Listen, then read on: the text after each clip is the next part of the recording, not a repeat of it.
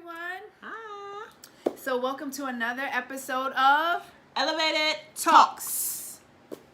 And we are here to teach you. Here to teach, you know. We don't know how we do it, but we do it. We do it.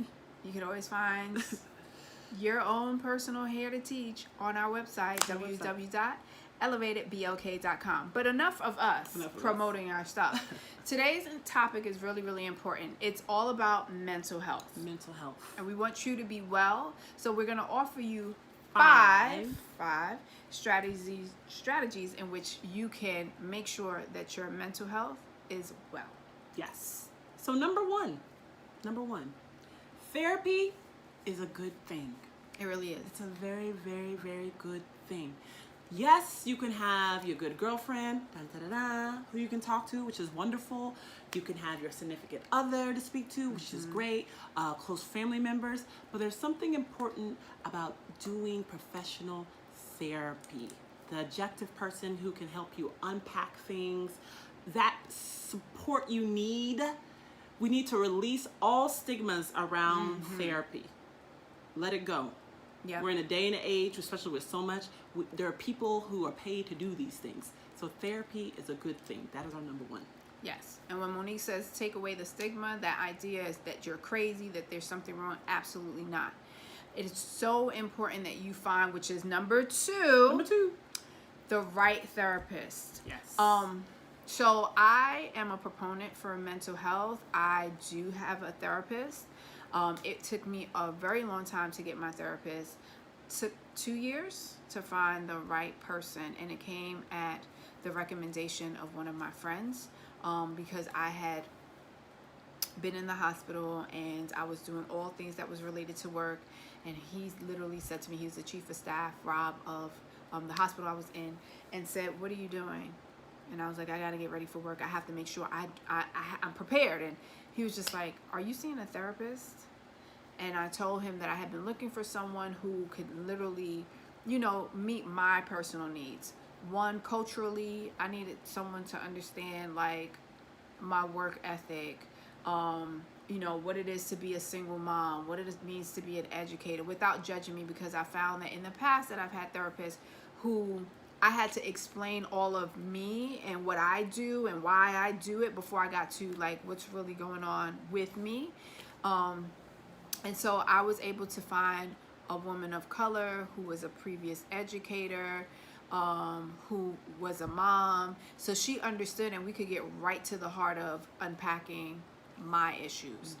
So it's really important that you perhaps get a recommendation, that you find out if you have insurance, if there are providers that fall aligned to that. Or even sometimes Googling helps, or looking on social media when you use the hashtag mental health. A lot of these different accounts come up, and there are people who already have a ready directory that can support you. And you'll be surprised, speaking of stigmas, you may, if you ask, you may not realize people are seeing therapists because no one wants to talk about it. But I do. And that's what people need to talk about it more, so that way we can recommend people who we've, just like you had a recommendation, who we think are solid and good. Yep. So number three, which is really, really important. Mental health is not your fault. Sure isn't. We get into this thing again. I think we keep going back to stigmas. It's not your fault. Sometimes we ignore within our families behaviors because we're like, oh, that was just how they acted. And then as we either get older, we begin to realize, oh my gosh, I behave in this way or have these same feelings. What is wrong with me? Nothing's wrong with you. It's not your fault. Sometimes these things are genetic, but there's also then you still have the opportunity to still get whatever help and support you need in order to manage that. Mental health is not your fault. And there's also like predisposed causative factors. So let's just say you're in a really bad relationship that could be abusive, that causes you to have mental health issues like depression. Maybe it's just so many things that can lead to depression. There's so many things that can lead to anxiety, work, you have a family, you're constantly doing, or there's high expectations of you.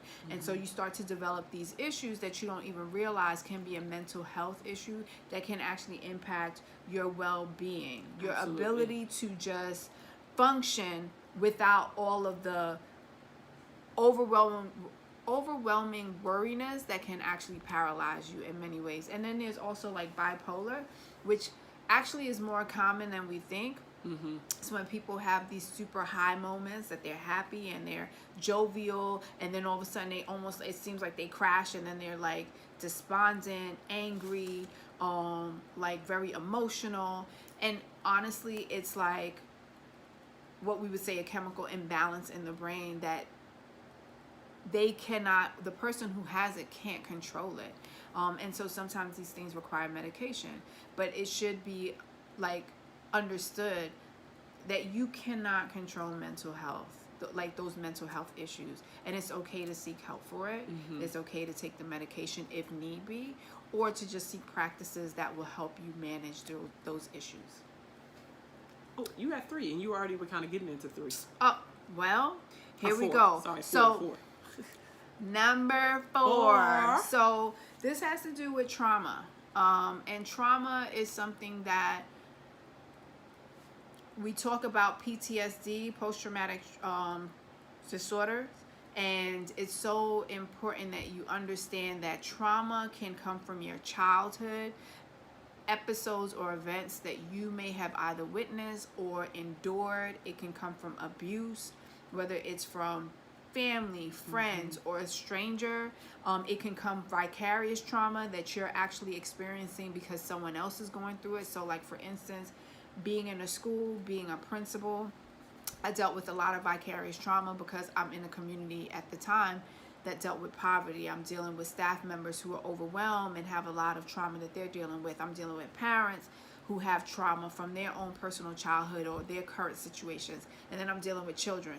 So sometimes they would bring their trauma, their anger, their anxieties. It would be a lot, and because of that, I actually like hold that in. It's called vicarious trauma. So you don't even recognize that you're actually absorbing all of these things that are happening. But then there's also like just work trauma itself. Like you're constantly not feeling your best, being belittled, berated. You're made to feel like you're not good enough, and then one day you're depressed, and then the next day you're anxious, and then all of these things could lead to much higher situations. In terms of like there are people who have ideations that's related to suicide, and so you want to make sure that you speak to someone, that you have either a crisis helpline number, or if you have a therapist, or like Monique said, even a friend that can help you get off of what I consider the ledge, and then help you, like the therapist can help you unpack. A counselor can help you unpack so that you recognize that you may be experiencing something from your childhood that's now triggered by something in your adulthood. And number 5, we need to remember mental health can impact our physical health. Yes. If we aren't well in our minds or not, those things also then impact what's going on in our body. I remember, speaking of trauma, being involved in a relationship that had me so like anxiety ridden. I like had insomnia. I could not sleep. And then because I could not sleep, like all these other things, I was tired, I was stressed, I was irritable, all these things. Like I could feel whatever. I felt very susceptible to any like sickness. I was always like, oh my God, my throat hurts.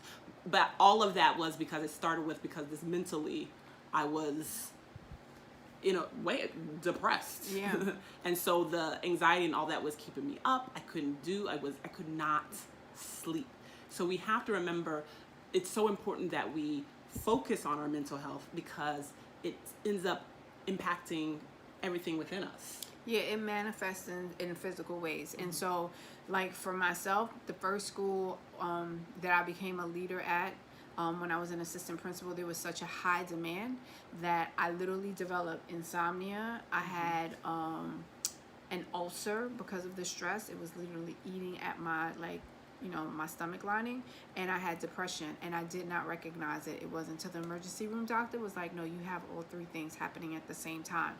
And then as I continued to become, my work as a leader, now as a principal, I was internalizing everything. So I told you about all the vicarious trauma, and then the work trauma, and then childhood trauma that was triggered by the adult stuff.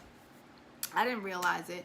All of that impacted and created stress that ultimately then resulted in me developing an autoimmune disease. So, you have to be mindful. You have to take really good care of yourself. Don't blame yourself for having a mental health issue. What you need to do is prioritize you so that you can get the help that you need to get better. That's it. And that's it. Take care of yourselves. We hope that this was in some way, shape, or form helpful for you. If not for you, please make sure you share it with a friend who may be going through something, because it's so important that we get our mind right so our bodies could be well, spiritually we're grounded, and we can be our best selves. So, until next time. Peace.